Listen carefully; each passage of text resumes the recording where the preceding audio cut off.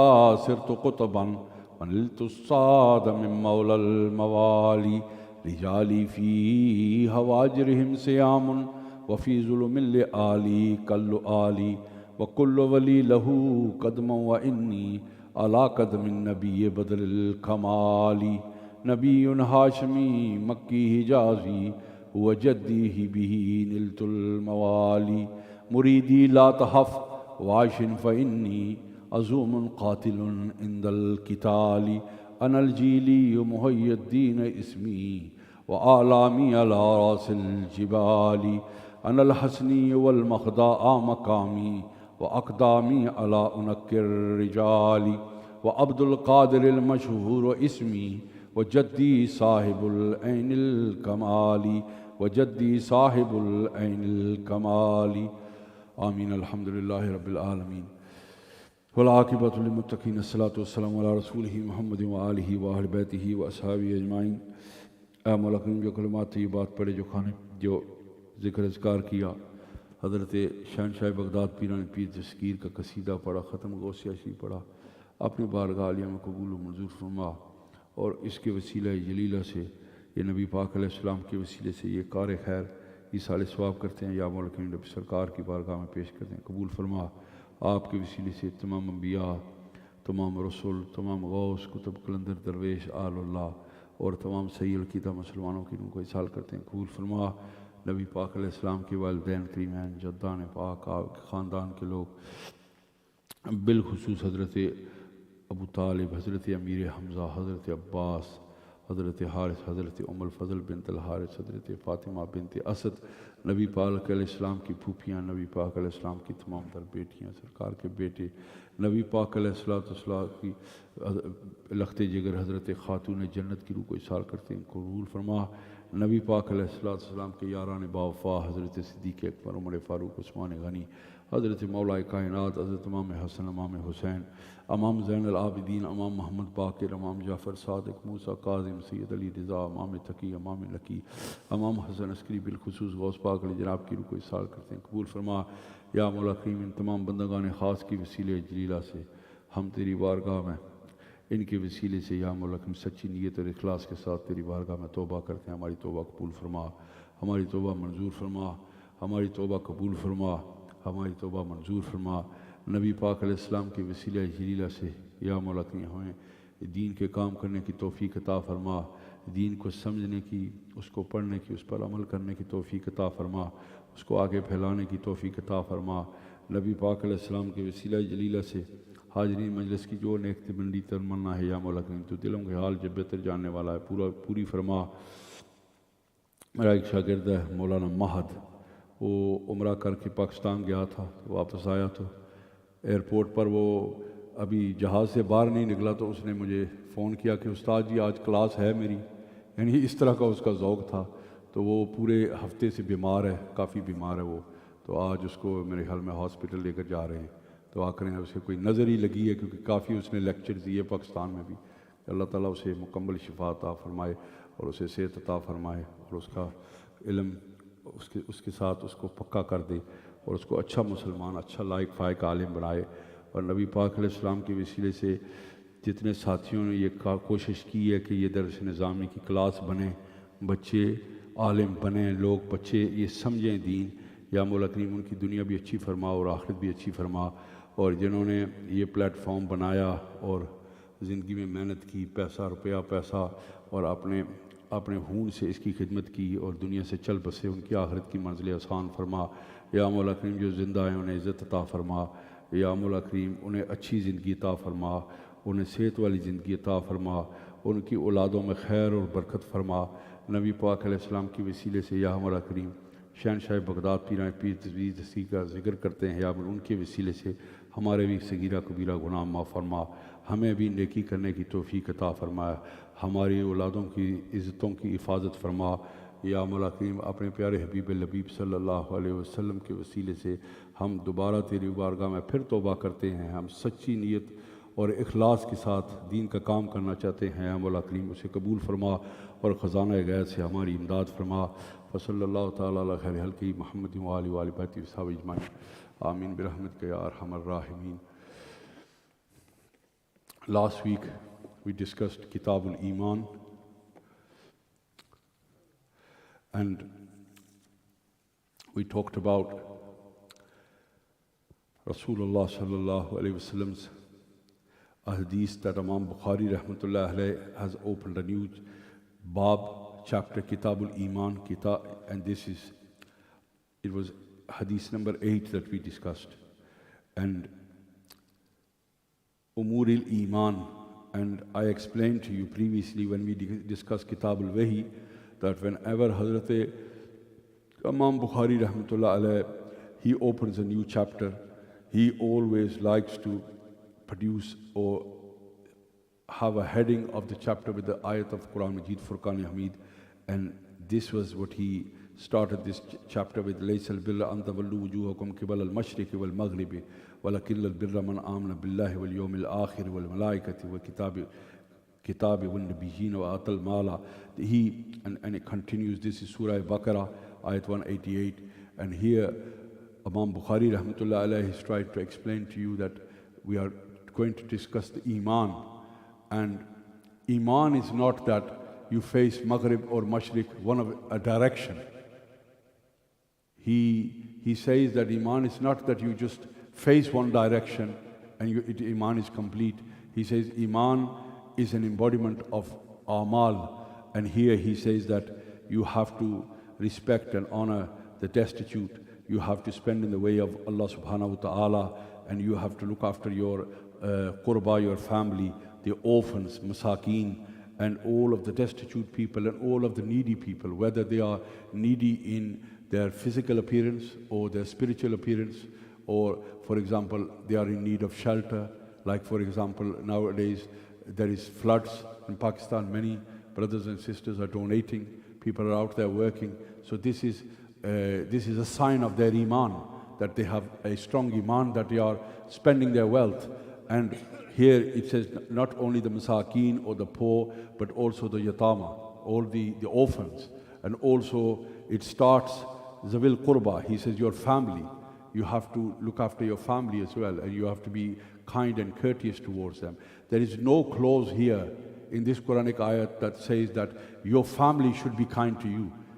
As a mu'min, they have the duty as well, but it imposes the order upon you that it is your duty to be kind towards them, not on account of what they do to you, but on the account of the order of Allah subhanahu wa ta'ala. Because this is a Quranic ayat, this ayat is imposed upon you, that you have to do this. And he says, and Imam Bukhari, because Imam Bukhari rahmatullah alayhi has included all the amal into Iman. And I discussed about a month ago, Hazrat Imam Jafar Sadiq, he says that Iman is only about your conviction, that you believe in the oneness of Allah subhanahu wa ta'ala and the finality of Rasulullah sallallahu alaihi wasallam.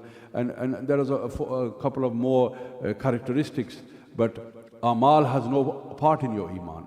But Imam Bukhari is on the contrary, he believes that it is, but superficially it isn't, but internally it is. Because I explained to you last week that when Iman enters your heart, it makes you do these things. You don't think about it. When you are giving in the cause of Allah, you don't think that your bank balance is going to go low. You just give it because this is taqaza Iman. This is a sign that you have Iman inside you. When you are doing something for the cause of deen, you don't think about it. It is a spontaneous instinct that you do something. And today, this was last week's hadith. Today it is hadith number 9, and Imam Bukhari rahmatullah alayhi. No, the Imam Bukhari was last week. This is Al-Adm bin Abi Ayasin qala haddathna Shu'batu an Abdullah ibn Abi Safarin wa Ismail an Sha'bi an Abdullah ibn Amr radiyallahu anhuma an Nabi qala Muslimu man salima muslimuna min lisanihi wa yadihi wa mahajiruhu wa mahajiru man hajara ma nahiyallahu anhu. Here Imam Bukhari rahmatullah alayhi has collected a hadith, and he says that what is a Muslim? A Muslim is somebody who doesn't harm, no harm comes to his fellow Muslim from either his hand or his tongue. Okay? This is the first component part of this hadith. The second one is, what is a muhajir? What is somebody who immigrates? What is the definition of a person, a muhajir? He says, hajara ma nahiyallahu anhu. He says, whatever Allah subhanahu wa ta'ala has imposed upon him that he should do and he shouldn't do, the don'ts, he refrains from them. He doesn't go near them. This is the definition of a muhajir. And because this is what he does, because if he lives in a city where there is badness, haram, haram, haram everywhere, and he is not able to participate in all this. So what does he do? He leaves it. And this is what a muhajir does. He leaves it and he moves to another city. This is what the companions did with Rasulullah sallallahu alaihi wasallam. And the first part of this hadith was that what is the definition of a Muslim? A Muslim is somebody who doesn't harm anybody by way of his tongue or his hand. Now we understand that usually when you harm somebody, it's by your hand. You hit somebody. But here it says that lisanihi wa yadihi. Yad means hand and lisan means your tongue. He said the reason the emphasis put on lisan is that sometimes when you hit somebody with a hand, for example, you hit somebody with a stick, and this can heal. As the bruise heals, you forget about it. But sometimes words are more damaging than a physical hitting of somebody. Imam Bukhari says that Muslim is not only, the signs of a Muslim is not only that he doesn't harm anybody from his hand or his tongue, but there's many other signs and characteristics, but these are the main ones. Is usually by your tongue that does the most damage. For example, if you say something to somebody, he stores that in his memory for years, decades, he never forgets it. But if you hit somebody physically, as the swelling or the bruises go, this thought in his mind that somebody beat him up, it vanishes. And so this is one of the reasons that he started with this hadith on, this is the fourth bab of the second chapter of Bukhari Sharif. I'm only going to discuss this, but I would like to discuss some of these persons, like I normally do, the chain of authority, the transition of this hadith. Imam Bukhari rahmatullah alayhi has narrated from Adam Abi Iyas. There's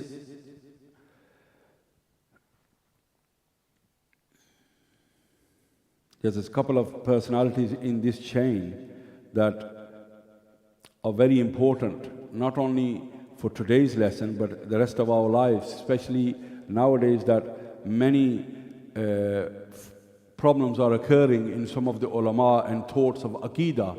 They understand that some of these persons are not correct persons, their authority is always challenged. But I would just like to talk to you about, there is 6 narrators in this hadith, and the first narrator is Abul Hasan Adam bin Ayyas, and he was a person from Khurasan. He settled in Baghdad, so he was on the Khurasan. You see, I explained to you that Khurasan is an embodiment of many blessed personalities, hundreds of pious personalities. There is 2 rivers in the middle of Khurasan. They are called Mawara Nahar. And previously I didn't really pay much attention to this area, but as I have got, alhamdulillah, some students who are from that area, my mind always ponders over personalities, that where did they live? And my findings are that 60% of all the books that we have in our Islamic syllabus of Dars-e-Nizami, they were all residences of that area. Allama Taftadani was a resident of Mawara Nahar.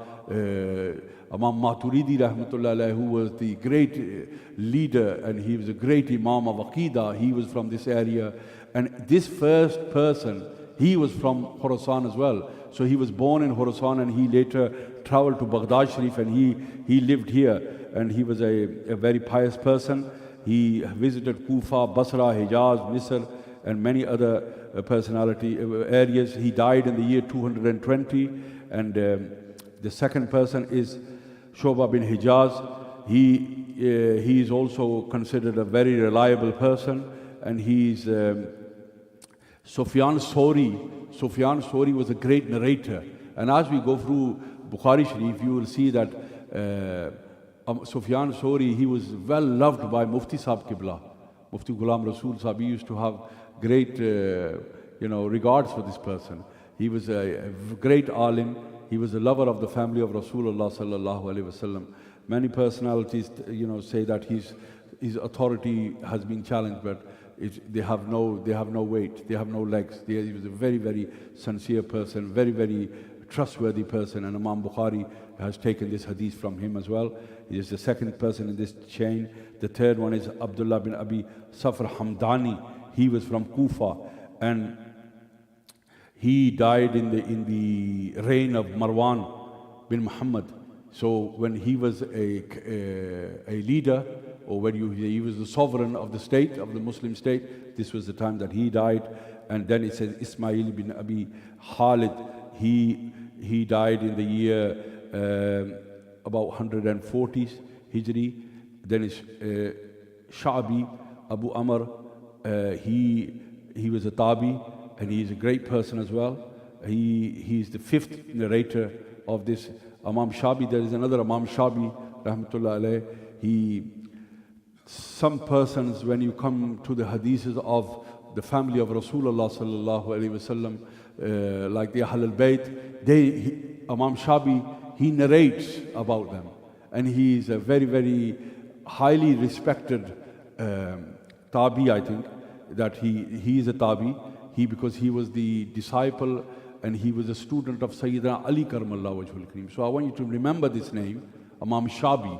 Imam Shabi, he was a student of Sayyidina Ali Karmallahu Wajhul Kareem, and he was the Ustad of Imam Abu Hanifa Rahmatullah Alayh.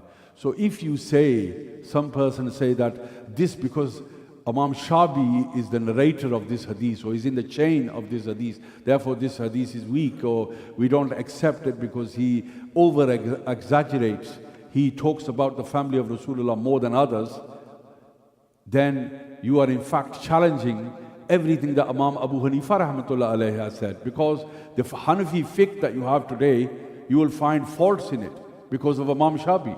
If you challenge the authority of Imam Shabi, because Imam Shabi rahmatullah alayhi he was a student of Sayyidina Ali Karmallahu Wajhul Kareem.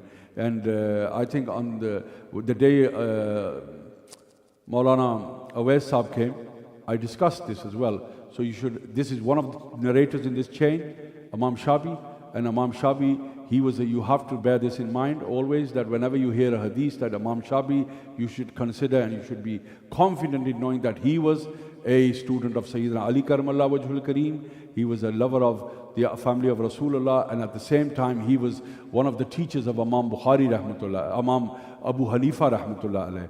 So the fiqh that we have today, a big percentage of that was narrated from Imam Shabi, and he was a student of Sayyidina Ali Karmallahu Wajhul Kareem. Inshallah, we'll discuss this further, because he's going to come up in the rest of many of these hadiths. And Allah subhanahu wa ta'ala, this is one of the reasons that the chains and all the asma' rijal, all the personalities in the hadith, they should be also discussed alongside the hadith itself.